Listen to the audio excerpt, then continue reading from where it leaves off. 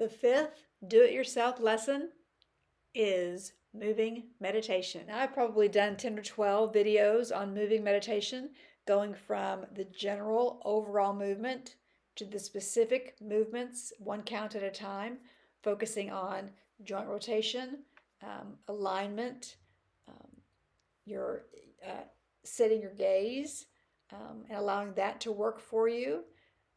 Then incorporating it into a flow so that the movements become, instead of separate steps, it flows into an entire unit. So I would encourage you to go to any of those lessons, and those will break down the moving meditation for you. In this lesson, I'm going to do it from your perspective. So I'm going to put in the moving meditation. You can use music or not. You can use a mantra or not. I've used piano, I've used vocals, I've used Gregorian chants, and I've used silence. So let this work for you however you need to. So hit the pause button, and here is moving meditation.